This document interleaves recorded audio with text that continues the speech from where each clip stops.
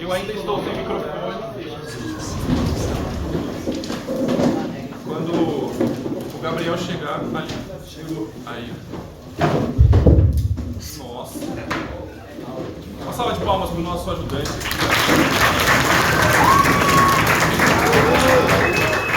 Cara, é demais, né? Meninas. É isso. Dá pra aumentar um pouquinho aqui?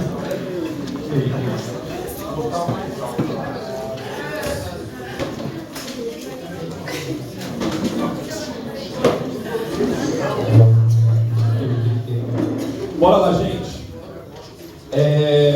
Fechamos o segundo momento? Vocês estão vendo que eu estou indo assim, rasante, né? Bíblia, Deus, para a gente tocar nos principais temas de hoje, para amanhã a gente conseguir falar de outras polêmicas, tá?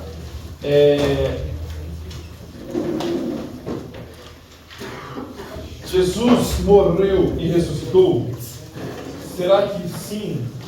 Introdução, vamos lá.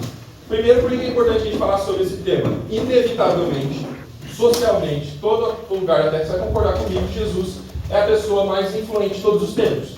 Você pode gostar de Jesus ou não, mas, por exemplo, nós estamos no ano 2026 e isso já é uma evidência grande que pelo menos um homem chamado Jesus gerou um marco impactante na história.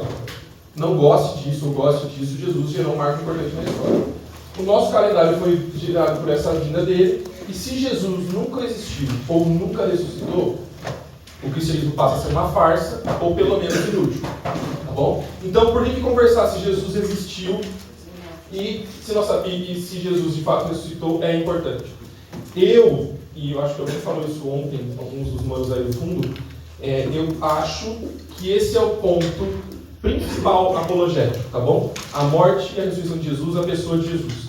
Por que eu estou dizendo isso? A gente vai falar de milagres na sequência, por exemplo. Então, se alguém não acredita que Jonas esteve dentro do ventre da baleia e voltou a viver, ou voltou e saiu da baleia depois, vamos imaginar isso. Tudo bem? Eu acho que é um erro, mas eu acho que é tudo bem. Por quê? Se no final das contas tem uma questão de eternidade, de redenção e salvação, negar a pessoa de Jesus e negar a ressurreição de Jesus é um problema não só temporal, mas eterno. Concordam comigo? Estão me acompanhando ou não? Agora, negar que Jonas esteve no ventre da baleia, mas acreditar que Jesus morreu e ressuscitou, você vai ser redimido eternamente? Sim. João, eu não acredito que houve um milagre de 5.000 pessoas se alimentarem de pão e peixe. Eu acho um absurdo. Eu acho que existiu. Eu acho que existiu. Eu creio, para mim existiu. Não é discutível isso. Mas, alguém não crer nisso e crer no milagre de Jesus nasceu e morreu e ressuscitou, é mais importante do que crer que ele deu alimento para 5.000 pessoas? Vocês concordam comigo que esse parece... Na conta aqui parece mais importante? Vocês estão me acompanhando? Eu não estou dizendo que eu nego os outros milagres. Não me chamem de herege, tá bom? Mas o que eu estou dizendo é que essa conversa agora, para mim, parece o ponto apologético mais importante de todos. Combinado? Faz sentido o que eu estou falando? Beleza. Algumas fontes antigas sobre... Oi, pois não. Mas, a partir do momento que a pessoa, por exemplo, duvida dessas histórias, tanto de Jonas, como dos peixes e tal, se ela duvida de uma partezinha das escrituras, a partir daí então a gente pode duvidar de tudo também. Concordo contigo. Só que o que a gente vai mostrar sobre a questão de Jesus, e de novo, lembra que a apologética vai partir de um ponto e conversar sobre outro. Por exemplo, vamos imaginar que a gente chega numa conversa, para usar a palavra debate, e a pessoa chega à conclusão e fala: eu não acredito que Jesus existiu. Legal. Pô, temos um ponto de contato. Aí a próxima parte da conversa é mostrar que Jesus não só existiu, mas que ele foi quem ele disse ser. A gente vai falar disso daqui a pouco. Aí vamos supor que esse seu colega, esse seu familiar concorda que Jesus é quem ele disse ser. Ele é Deus. Aí então, se Jesus, eu concordo que Jesus é Deus, legal. Então ele concorda que Jesus é Deus. Se concorda então que Jesus ressuscitou, aí o cara fala um absurdo. Aí a gente vai conversando, vai mostrando que tem algumas evidências que comprovam isso. Aí o cara vai dizer: puxa, acredito que Jesus morreu e ressuscitou. Aí a próxima conversa, ele morreu e ressuscitou pelos seus pecados. Aí você começa a ir acrescentando coisas nas escrituras para mostrar que aquilo faz sentido. Então, eu acho que o caminho ideal é que alguém crendo no principal milagre, eu estou chamando isso de principal milagre, na morte e ressurreição de Jesus, vai levar você a crer nos outros. Então, você vai ter que começar por algum ponto. É isso que eu estou dizendo. Então, é inevitável, sim, que se você nega uma parte das Escrituras, você questione todo o resto.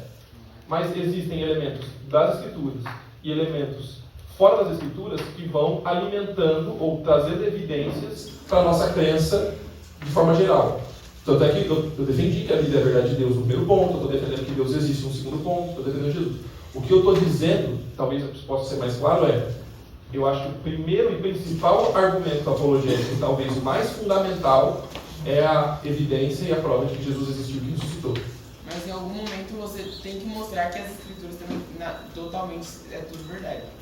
Eu entendo que sim, mas, vamos imaginar, estou levando ao absurdo, tá? A sua discussão aqui. O cara está morrendo no leito, na cama. O que ele precisa acreditar? Você precisa ter conversas com ele por muito tempo para convencer que Deus abriu o mar vermelho, ou a melhor parte da conversa que eu tenho com ele é convencer, se é que ele pode, mas mostrar para ele que Jesus morreu e ressuscitou. Então você gastaria mais tempo com isso, certo? Então, em algum momento a gente tem que chegar nesse ponto. Eu creio que no processo de alguém crescer e amadurecer na fé, ele vai chegar a lidar com essas dúvidas. Mas, o que é mais indispensável nesse ponto é Jesus morreu e ressuscitou. Eu não estou dizendo que a gente não fala do resto. O que eu estou dizendo é, de tudo que nós precisamos falar, a morte e a ressurreição de Jesus é indispensável. Porque se o cara morreu acreditando que Jonas esteve no dentro da baleia, ótimo, legal. Qual é a eternidade dele? Legal. Agora, o que ele não pode não crer por uma questão eterna é que Jesus não morreu e ressuscitou por ele. Faz sentido agora? Então, fontes antigas. Aqui eu estou só me baseando nos livros de teologia sistemática e também apologética, tá? Então, João, qual é o livro que fala disso? Se você entrar nos livros aí de apologética e de teologia sistemática, você encontra isso. Você encontrou na fonte primária essas afirmações? Não encontrei, tá bom? Estou só sendo bem transparente com vocês. Mas o que se diz nesses livros? Tácito, um historiador romano. Então, não só nos relatos bíblicos, mas existem relatos de historiadores antigos que mencionam a existência de um Jesus. Então, ele diz que Jesus existiu e foi penalizado, foi punido pelo Império Romano. Então, existem fontes extra-bíblicas que afirmam a existência de Jesus, tá bom? Plínio, conhecido como o Jovem, foi governador romano e também fala sobre os cristãos. Então, não foi um movimento que surgiu do nada, mas já no início do Império Romano também havia essa afirmação. Luciano, também um escritor romano, ridicularizou os cristãos por adorarem um sofista crucificado. Então, também outro historiador, terceiro aqui, está afirmando que existiu um homem que falava sobre sabedoria, por isso a ideia de sofista, e que este homem que falava sobre sabedoria foi crucificado. Terceiro autor extra-bíblico aqui. Quarto, um outro, e talvez o historiador mais conhecido e famoso da antiguidade, historiador judeu, afirmava que, detalhe, ele não era cristão. O que ele afirmava sobre este homem Jesus que existiu? Afirmava que Jesus foi um homem sábio, que realizou milagres, e foi crucificado, e que apareceu ressuscitado ao terceiro dia. João, mas eles eram escritores antigos. E as pessoas daquela época acreditavam em ilusões, acreditavam em um monte de coisa. Tudo bem. O que a gente pode é dizer que eles estavam errados. O que a gente não pode dizer é que não há gente falando sobre isso. Se a gente disser que eles estão errados, talvez um ator vai dizer, eles tinham uma percepção da realidade equivocada, tá bom, justifique isso. Mas o que a gente está dizendo é que existem materiais antigos que também falam da existência de um homem chamado Jesus e que gerou um impacto na história. O chamado Jesus histórico. Tá bom? Até aqui, beleza? Opa. Último ponto aqui sobre essa questão de fontes antigas. As biografias antigas, como por exemplo Alexandre o Grande, foram escritas cerca de 400 anos depois e elas são tidas como confiáveis. A biografia de Jesus que está nos Evangelhos, elas surgiram apenas 30 anos depois. Então, se a gente olha para um livro e fala Alexandre o Grande foi assim, Alexandre o Grande, vocês têm na aula de história da sua escola lá, comentários sobre Alexandre o Grande, e eles fazem afirmações e dizem, isso aconteceu. E ninguém questiona isso. Ou se questiona minimamente. E as fontes têm 300, 400 anos depois. Quando a gente vai para Jesus, as fontes têm só 30 anos. E elas são muito mais questionadas. Por quê? Porque lida com fé. E se lida com fé, as pessoas vão questionar porque elas não querem se submeter a isso. Porque fala sobre uma visão de mundo. As pessoas também não querem se submeter a isso. Essa é a minha humilde opinião sobre o assunto. Primeiro ponto, vocês já tiveram cristologia? Não tiveram? Então vou dar uma pincelada nesse ponto aqui e vocês vão ter a matéria de cristologia. Algumas evidências agora bíblicas sobre a humanidade de Cristo. Primeiro, Jesus, eu vou correr aqui para pedir para vocês abrirem alguns textos. Alguém abre para mim, por favor, Lucas 2,52. Uma outra pessoa abre Mateus 26,38. E uma outra pessoa abre, por exemplo, em João 19,28. Então, Lucas 2,52, quem pode ler? Levanta a mão só para eu saber. Lucas 2,52. Quem vai abrir Mateus 26,38? Mateus 26,38 aqui. E outra pessoa, João 19,28. João 19,28, beleza. Lucas 2,52. Ele possuía um corpo humano. Jesus crescia em sabedoria, em estatura e no favor de Deus e das pessoas. Então, no relato bíblico do Lucas, ele vai dizer que Jesus tinha um corpo e que esse corpo era desenvolvido. Ele fala das questões intelectuais e espirituais de Jesus com sabedoria e graça, mas também fala de estatura. Então, ele estava deixando de ser menorzinho, que ele foi pequeno e virou adolescente, adulto, jovem. Então, o texto, e aí vamos lidar com o texto bíblico não como uma fonte espiritual, vamos dizer assim, mas pelo menos como um relato histórico. Jesus teve um corpo, tá bom? Vamos só ir para essa atitude de reflexão. Ele também possuía uma parte material e imaterial como um humano. O texto de Mateus 26,38, que alguém leu. Então lhe disse: a minha alma está profundamente triste até a morte. Fiquem aqui comigo e vigiem. Então Jesus está dizendo que tem algo interior dele que está triste.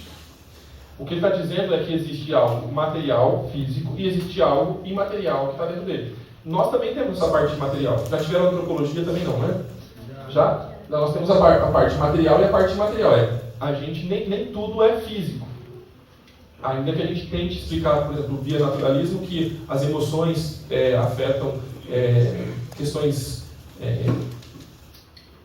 biológicas, físicas, químicas do nosso cérebro, por exemplo, mas existe algo que é subjetivo. Como a gente explica amor? Como a gente explica tristeza? Como a gente explica alegria? Então, existe algo que é imaterial e Jesus está sendo apresentado também como tendo essa parte material como um ser humano comum.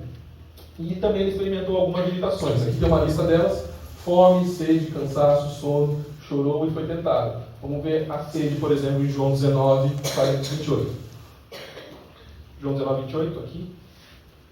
Era você, né? Depois vendo Jesus que tudo já estava consumado, para que cumprisse a escritura, disse: tenho sede. Então Jesus, no momento que já estava crucificado, teve sede. Então, aqui é interessante, né? Hoje as pessoas discutem se Jesus é Deus. Ninguém discute se Jesus veio como homem exatamente, ou até eventualmente vai discutir. No primeiro século, a discussão era se ele realmente era humano. Sabia disso? Tanto é que quando você vai ler a carta de 1 João, uma das primeiras coisas que João vai dizer é: aquele que nós vimos, ouvimos e... Quem lembra? Meus olhos viram, ouviram e quem mais? Apalpamos. Porque havia uma crença de que Jesus era uma espécie de holograma. Ninguém falava holograma na época, mas era uma espécie de uma alma vivente e que não realmente existiu como corpo. Então olha como, à medida que o tempo vai passando, as crenças e os problemas vão sendo diferentes, né? Tanto é que João vai escrever isso. Nós vimos, ouvimos, apalpamos, inclusive após a sua ressurreição. Então Jesus teve um corpo humano e teve limitações humanas também. Vamos passar para o ponto da divindade. Desculpa, da humanidade. Ele também possui uma genealogia humana. Lucas vai falar quem era a mãe de Jesus, quem era a mãe da mãe de Jesus, quem era a mãe da mãe da mãe de Jesus, quem era pai da pai, e por aí vai. Tá bom? Ele também teve a capacidade de morrer, como os seres humanos podem morrer, ele teve essa capacidade. E também ele recebe títulos, nomes humanos, né? Filho do homem, 80 vezes no Novo Testamento, e aí mencionado a sua humanidade. Vamos falar de divindade de Jesus, e aí temos alguns textos para isso. Primeiro, alguém lê para a gente aí João 8,58, eu vou correr todas as citações aqui, para vocês me ajudarem a ler. Quem pode ler João 8,58? Quem não leu ainda, levanta a mão também, tá? João 8,58. Lá, João 8,58. Faz só o que Deus pode fazer. Eu vou escolher um trecho ali mais curtinho. João 5, do 22 aí para frente. João 5, 22 para frente. Aqui. E recebeu nomes e títulos divinos, João 10,36. Lá no fundo, João 10,36. Legal. Então ele possui atributos exclusivamente divinos. Quem vai ler o primeiro texto para mim, por favor? Por favor. Respondeu Jesus: eu afirmo que antes de Abraão nascer, eu sou. Então Jesus está dizendo a mesma coisa que Deus disse no Antigo Testamento, lembra? Então, eu sou. Isso gerou uma polêmica. Então ele está se colocando no mesmo lugar de Deus Pai. Ah, mas Jesus podia falar e ser maluco. Calma que a gente vai chegar lá. Mas ele se coloca com esses atributos divinos. Faz o que só Deus pode fazer. João 5, o 22 em diante aí. E o Pai não julga ninguém, mas confiou todo julgamento ao Filho, para que todos honrem o Filho, assim como honraram o Pai. Quem não honra o Filho, não honra o Pai que o enviou. Em verdade lhes digo: quem ouve a minha palavra e crê naquele que me enviou, tem a vida eterna. Não entra em juízo, mas passou da morte para a vida. Em verdade lhes digo que vem a hora, e já chegou, em que os mortos ouvirão a voz do Filho de Deus. E os que a ouvirem viverão. Porque assim como o Pai tem a vida em si mesmo, também concedeu ao Filho ter vida em si mesmo. E lhe deu a autoridade para julgar, porque é o Filho do Homem. Então, Jesus tem a vida em si mesmo, então ele é autoexistente. Então tem coisas que só Deus faz e pode fazer. E ele também julga e atribui culpa ou atribui redenção para as pessoas, algo que só Deus também pode fazer. E também recebeu títulos e nomes divinos. João 10, que alguém vai ler. Que dizer a respeito daquele a quem o Pai santificou e enviou ao mundo. Então, por que vocês me acusam de blasfêmia porque eu disse, sou filho de Deus? Então ele se intitula como o Filho de Deus. Então, Jesus também é homem e ele se apresenta como divino. Ainda sobre a divindade de Jesus. Ele afirmou ser Deus, ele criou e também preserva o universo, ele é doador da vida eterna. E aí, eu quero apresentar o argumento do C.S. Lewis, e ele usa o que o pessoal conhece como o dilema de C.S. Lewis. Eu vou desenhar isso aqui para vocês já já. Ele diz o seguinte, leia comigo, por favor. Faça a sua escolha. Ou esse homem era e é o Filho de Deus, ou ele não passa de um louco ou coisa pior. Você pode querer calá-lo por ser um louco. Você pode cuspir nele e matá-lo como um demônio. Ou pode prosternar-se a seus pés e chamá-lo de Senhor e Deus. O que ele está dizendo?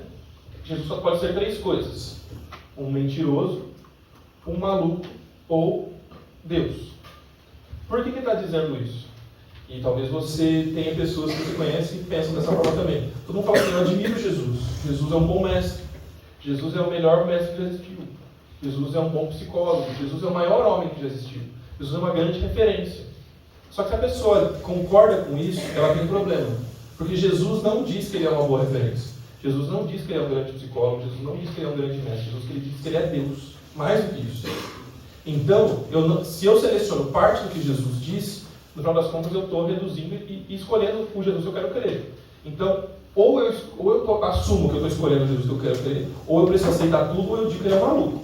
Como fica ilustrativamente o que o C.S. Lewis está dizendo? Ele está dizendo o seguinte: essa é a imagem que resume o dilema do C.S. Lewis. Jesus disse: eu sou Deus. Disse ou não disse? Disse? Disse ou não disse? Disse. Legal. Então, se for verdade, isso quer dizer que Jesus é Senhor. Se Jesus disse que ele é Deus, ele precisa ser Senhor. Então, se você acredita que o que Jesus disse é verdadeiro, renda-se a ele. Não, o que ele disse é mentira, é falso. Então, se ele for sincero, ele precisa ser um lunático. Ele realmente acredita. Você lembra do Henrique Cristo? Sim. Lembra do Henrique Cristo? Já sabe o que é o Henrique Cristo? É um cara do brasileiro que tem certeza que ele é a reencarnação de Jesus. Eu acho que ele é um lunático. Ou um mentiroso. Eu acho. Você também acha? Que bom. Mas vamos imaginar que ele realmente acha que ele é o Jesus. Ele é, no mínimo, lunático. Ou ele é verdadeiro. Então se Jesus diz que ele é Deus, e eu discordo disso, então Jesus ou é um lunático, se ele for sincero, ou você está querendo enganar todo mundo, ele é um mentiroso. Fez sentido o argumento aqui do C.S. Lewis? Comentários, dúvidas, ponderações sobre isso? Eu gosto muito desse argumento, mas acho que ele é meio falho. Por exemplo, Platão. Uhum. A gente admira muito as coisas que ele faz, mas ele era um babaca, fazendo muitas coisas erradas. Da mesma forma, não é porque Deus, Jesus no caso, mentiu uma vez, que tudo que ele fala é uma mentira. Você pode aceitar ele como sendo um mentiroso só nessa parte e falar outras verdades justas nas outras partes. Ótimo ponto. Qual é o meu... Talvez se eu tivesse uma conversa com alguém que fala dessa forma, eu diria, seria um contraponto. Cara, legal. Quem está afirmando que o que é bom em Jesus e o que é errado em Jesus? Tipo, você falou do Platão. Vamos imaginar que o Platão, eu não sei o que o Platão fazia de errado, eu não tenho essa informação do que você está falando, mas eu acredito que sim. Vamos imaginar que ele fosse um imoral, traísse a esposa, sei lá. Quem disse para o Platão que trair a esposa era errado? Entendeu? Então a gente vai para um ponto moral anterior. Então, indo para o argumento de que Jesus disse coisas boas e outras coisas ruins, quem está julgando o que é bom e o que é ruim? Ou sou eu, ou uma causa anterior a mim, então a gente volta no argumento da questão moral. Então, a gente fica meio que nesse ciclo, entendeu? Então, sim, eu concordo, Jesus pode ter afirmado coisas verdadeiras e coisas erradas. No final das contas, quem diz o que é verdadeiro e o que é errado? Ou a minha opinião, ou um terceiro, ou uma fonte exterior. Então, esse crivo passa a ser eu e não outro. Eu costumo brincar que isso passa a ser uma espécie de Subway gospel. Sabe o restaurante Subway? Você vai lá e escolhe o que você quer comer? Então, assim, se eu escolho o que é verdadeiro e o que não é verdadeiro, eu não acredito em Jesus, eu acredito em mim. Se eu escolho o que está certo ou errado, eu acredito em mim e não em Platão. Faz sentido o que eu estou lidando? O que mais, gente? Comentários, ponderações sobre o trilema de Lewis e coisas parecidas com isso.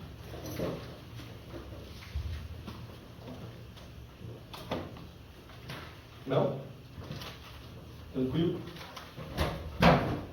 Eu vou dar para vocês agora, 23, até 10h30, eu pedi para você juntar aí com mais 2, 3 pessoas próximas a você, e vocês vão ler 1 Coríntios capítulo 15, de 12 a 19, e vocês vão pensar aqui, qual seria o impacto sobre a nossa fé, e se a ressurreição de Cristo não fosse verdade.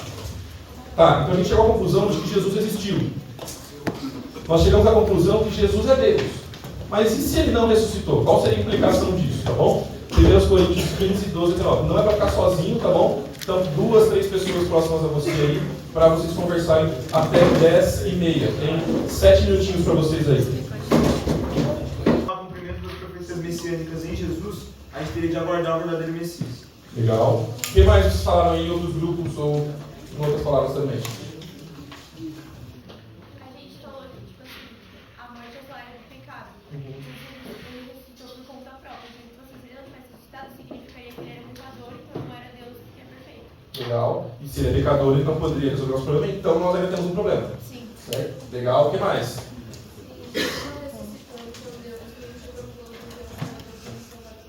Então, Deus não é confiável.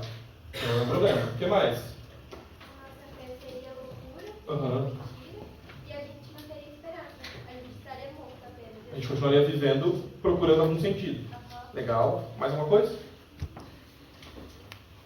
Literalmente a vida não teria sentido nenhum, porque viver é Cristo, morrer é lucro. Tipo, o meu viver não teria nada a ver, porque Cristo não seria falso. A gente teria outros objetivos de vida. E todo o plano da redenção que Deus colocou desde o começo do mundo, tipo, também não existiria. Então, Tá. tanto fez, tanto faz, e o mundo seria totalmente diferente do que a gente Então eu vivo por... Qual é o por motivo? nada, e, tipo, não teria sentido.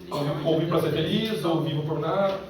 Por esse argumento que a gente está lendo aqui, que para mim, e eu vou repetir o que eu falei, o ponto da vida, morte e ressurreição de Jesus é o ponto apologético mais robusto e também, ao mesmo tempo, o que se cair acabou com tudo. Para mim, esse é o texto de Paulo que nos afirma isso, tá bom? E você? Oi. Eu pensei em uma coisa também, se Jesus não tivesse ressuscitado, eu acho que a fé no Deus de Israel nem chegaria até a gente, porque isso começou com os primeiros cristãos, né? Com os apóstolos espalhando para fora de Israel, para os gentios, depois para o mundo todo, na Europa algo, enfim. Eu acho que nem chegaria, porque Teria não morrido espalhar. antes. Não teria que espalhar se ele deu só de Israel. Ou no mínimo não teria a amplitude que tem hoje, né? Então, por exemplo, talvez 30%, 40% da população mundial é cristã, pelo menos nominalmente, e então ela é tão robusta a ponto de, pelo menos é ponderada. Né? Legal. Mais alguma coisa? Pois não. A Bíblia não seria confiável, porque Isaías 33 escreve o processo de crucificação de Jesus praticamente inteiro, e se a profecia dele não fosse mentirosa e ressuscitada, tudo aquilo que está escrito antes ia ser duvidoso. Então, Sim. Ou, no mínimo, a gente estaria esperando algum outro Messias que não esse, né? No mínimo, né? Legal. Argumentos, então. O que afirma quem nega a ressurreição de Jesus? O que normalmente alguém fala que Jesus não ressuscitou fala? Primeiro, que os discípulos teriam roubado o corpo. Já ouviram esse argumento? Então, possivelmente, eles combinaram, fizeram uma gangue e deram um jeito de roubar. Qual é o problema com esse argumento? Como que eles roubariam discípulos 12, 50, 70 e conseguiriam enganar o Império Romano da época que tinha todos os recursos e toda a força militar? É tipo assim, mais difícil do que roubar a Casa de Papel. Lembra da Casa de Papel? Então, tipo assim, cara, é possível. Precisa de mais fé para acreditar que eles roubaram ou que não. Mas esse é um argumento de Jesus, tá bom? Outro argumento, que alguém que não era discípulo teria roubado. Aí, pô, beleza, podia não ser um discípulo, podia ser ali dentro do império. Aí me diz, você imagina se esse cara fez isso, quão bem ele teria que ter escondido para ninguém nunca descobrir? O Império Romano ia dar o prêmio para esse cara se ele contasse isso. Você imagina alguém provar que isso é mentira, é por isso que eu não acredito. Aí, eu só falar um absurdo aqui. Eu não acredito em teorias da conspiração, tá bom? Se você acreditar, o problema é seu. Mas eu não acredito por quê? Cara, imagina, alguém fala assim, já descobriram a cura do câncer e estão escondendo porque as questões das farmácias estão escondendo. Eu até acho que é possível descobrir, vamos imaginar que é impossível. Mas eu não consigo acreditar que alguém está escondendo porque, cara, alguém levantaria e falaria. Aí você fala assim, não, mas alguém já matou essa pessoa que falaria. Tá bom, mas, imagina um segredo tão grande assim, todo mundo ia combinar e não contar? Para mim é um negócio assim, eu não consigo, precisa de muita fé para acreditar nisso. Voltando para o nosso ponto aqui, imagina que alguém ou um grupo teria roubado. Imagina a glória que esses caras teriam se eles tivessem divulgado que Jesus tem um corpo lá. Eles seriam famosos até hoje. Um cara chamado Chico escondeu o corpo de Jesus. Até hoje a gente está falando do Chico que escondeu o corpo de Jesus. Então, eu acho que também precisa de algum tipo de fé para isso. Mas, beleza. Tem a teoria do desmaio. O que seria a teoria do desmaio? Jesus foi muito ferido, mas na verdade ele não morreu. Essa é uma teoria possível, mas imagina que, de novo, onde ele foi parar? Igual o Elvis, né, que não morreu, está escondido em algum lugar, Michael Jackson, sei lá. Imagina, de novo, quem descobrisse onde Jesus estava, teria ficado famoso, teria ficado rico. E outra, o Império Romano selou a pedra lá. Eles tinham poder, eles tinham soldados ali em volta. Também precisa de bastante fé para acreditar na teoria do desmaio. Também, os discípulos tiveram uma alucinação coletiva. Quem falou que viu, precisa ter uma alucinação coletiva. 12, 70 e depois 500 pessoas. Mas esses são argumentos das pessoas, tá bom? Pode ser? Pode ser. A ressurreição foi um tipo de lenda inventada. Isso nunca aconteceu, mas é uma lenda que todo mundo passou a acreditar. Por que eu descreio isso? Porque para mim acreditar que é uma lenda inventada, seria muito mais fácil alguém derrubar isso. E então, quem derrubaria essa lenda ficaria famoso. Concorda? Então, isso de novo mexe com a minha questão. Então, algumas evidências históricas. Vocês viram lá os extra-bíblicos, os autores que falam que Jesus, este homem, morreu crucificado. Então, a Bíblia fala que Jesus morreu crucificado, a história confirma isso. O selo romano foi quebrado do túmulo. Então, tinha um exército poderoso na porta e esse selo foi quebrado. Seria muito difícil acontecer. Outra evidência histórica. Tanto judeus como romanos viram o túmulo vazio. Não encontraram quem estava lá dentro. Outra evidência, uma pedra de cerca de 2 toneladas não poderia ser removida secretamente. Ainda mais quando não tinha portão eletrônico, né? Então imagina como seria remover 2 toneladas na força do braço e todo mundo está dormindo. Tem que acreditar com bastante força nisso. Em outra ocasião, mais de 500 pessoas, em ocasiões diferentes, afirmaram ter visto Jesus ressuscitado. Tem que ser um baita de um combinado que ninguém fura. Às vezes as pessoas cometem um crime. Quando eu era aluno aqui, não sei se já ouviram essas coisas, sempre tem alguma coisa que alguém conta do passado, né? No meu primeiro ano teve um fato, onde, vocês ainda chamam a sala da amizade, ainda chama, né? A sala da amizade, e tem a outra sala onde o CLD, hoje tem os escritórios da equipe ali, aquela sala era chamada de sala dos professores, era a sala de todos os professores da escola na época. Lá tinha uns sofazinhos e tinha os escaninhos, onde a gente colocava as provas, as coisas para os professores lá.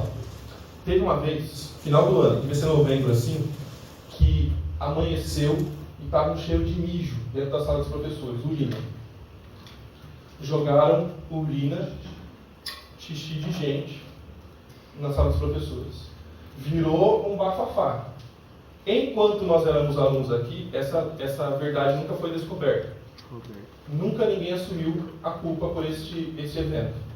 No entanto, rola um mito, que foi uma pessoa, não vou falar o nome, mas rola, você sabe quem é? Não. Mas eu já imagino. Rola um mito de quem foi essa pessoa que fez isso. Era um aluno do CLT da época. Ele nunca afirmou isso, tá bom? Mas, para que isso seja provado, ou ele fez isso sozinho e nunca contou para ninguém, ou ele fez com mais uma pessoa que nunca contaram nada, mas quem diz que foi ele, diz, é uma fofoca, né? Quem diz que foi ele, diz que ele contou para outra pessoa depois de um tempo. Usando essa lógica aqui, o que eu quero dizer é, imagina, 500 pessoas combinaram de falar, Jesus ressuscitou. Imagina que essas 500 pessoas, nunca nenhuma delas fraquejou para ficar firme no combinado. Imagina que nenhuma delas, na hora que foi apontada uma arma na cabeça a ponto de morrer por isso, não negou. Imagina isso. Tem que ser um combinado muito firme, né? É por isso que eu acho que essas 500 pessoas é uma boa referência para dizer que Jesus de fato ressuscitou. E aí, muitos desses estavam dispostos a morrer por essa verdade. Então você não morre por uma coisa que você sabe que é mentira. Ou morre. Tem que ser bastante louco para isso. O fato de pessoas terem morrido por isso me indica que isso é forte e isso é poderoso demais, tá bom? A importância da ressurreição, vocês já lidaram com isso primeiro.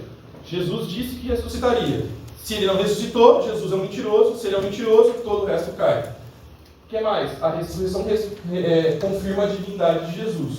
Logo, se ela confirma a divindade de Jesus, Jesus é quem ele diz ser, ele pode morrer pelos nossos pecados. Também sustenta a doutrina da justificação e da anulação da nossa culpa. Por isso a gente pode ser perdoado por Jesus. Mais outro ponto, a doutrina da ressurreição é a base futura para a ressurreição dos cristãos. Se Jesus não ressuscitou, logo os nossos pecados não foram perdoados, logo nós não restaremos no final, logo todo o nosso cristianismo cai por terra. Tá bom? Último ponto aqui para mim ele garantiu a Cristo o direito do reinado eterno que foi prometido no Antigo Testamento do trono de Davi. Então alguém mencionou a questão de Isaías, por exemplo, né? A Bíblia anunciava a vinda de um Messias. Esse Messias, cremos que foi Jesus. Jesus cumpriu várias dessas profecias, promessas. Se Jesus não ressuscitou, ele não cumpriu as profecias. Logo, tanto o Antigo quanto o Novo Testamento são mentirosos. Logo, a fé cristã não faz sentido. Então, essas aqui são algumas das importâncias do motivo da ressurreição. Termino, e aqui eu só quero mencionar o livro que também virou filme. Alguém mencionou esse filme ontem? Ou alguém, se não me lembro? Esse filme é baseado neste livro do Lee Strobel. Ele narra a sua própria história de um ateu. Então, Em Defesa de Cristo, o livro de Lee Strobel, é um livro que narra a investigação jornalística do próprio autor, ex-ateu, que tenta refutar o cristianismo. Após a conversão da sua esposa, ele usa suas habilidades de repórter investigativo para interrogar especialistas, analisando evidências históricas e científicas da ressurreição e a vida de Jesus. Se você já viu o filme ou leu o livro, ele vai atrás de várias evidências. Eu não me importei de colocar aqui, até pelo nosso tempo que eu propus para essa aula, mas ele coloca lá evidências médicas. Então ele vai atrás de evidências médicas da possibilidade de que o que a Bíblia relata seja real. Então ele menciona, por exemplo, o fato de Jesus ter chorado e suado sangue.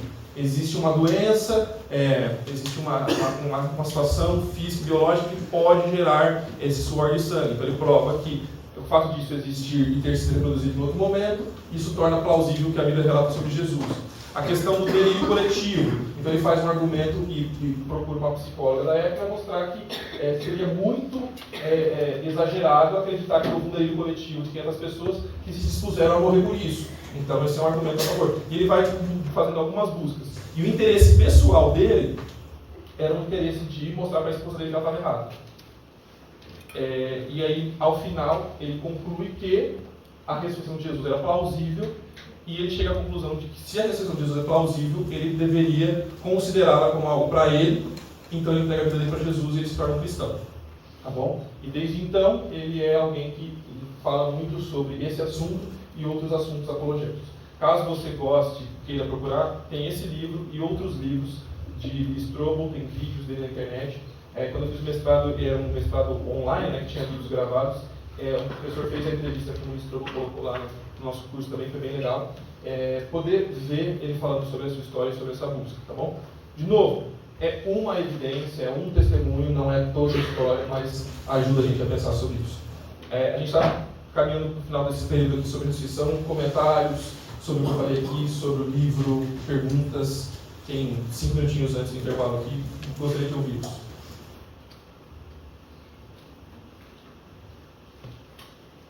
O livro que a gente teve que ler para fazer o seu trabalho falou muito sobre isso, sobre como refutar esses argumentos que você estava falando. Tanto que Jesus poderia ter só desmaiado, e no livro ele fala que na verdade não, porque essa forma de matar as pessoas, a crucificação, tinha gente que morria antes de ser crucificada. E aí também tinha outros fatos médicos, e aí eu achei isso muito legal, que realmente usa da ciência para defender a nossa fé. Legal. Gostaria de um homem ser extremamente ultra Iron Man, forte para suportar a crucificação, né? Então, ninguém era isso na época, nem sei se seria hoje, mas ninguém era. Então, justificar o desmaio seria mais difícil do que considerar a possibilidade de ressurreição. Legal.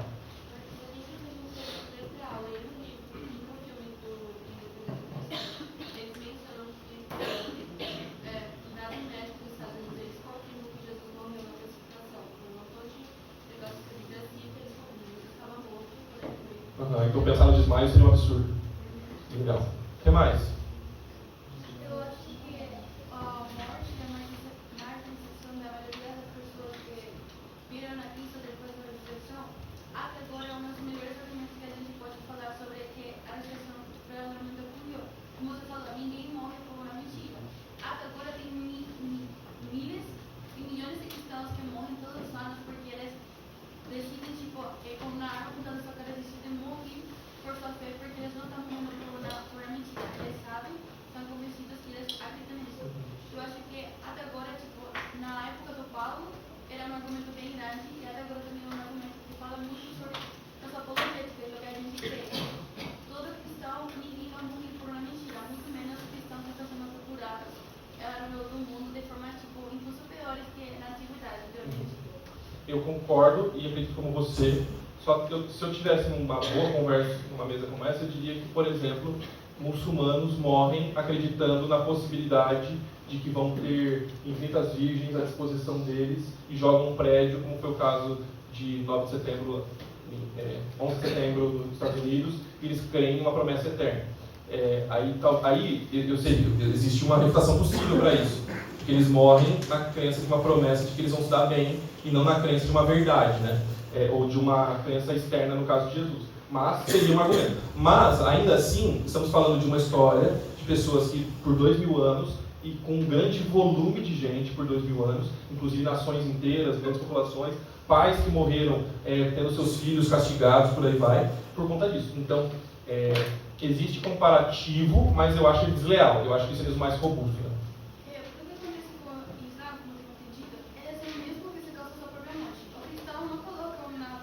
Arma na sua cabeça e fala, eu morro por minha fé, é aquilo que está na sua vida. Sim. É alguém, uma pessoa externa da sua vida.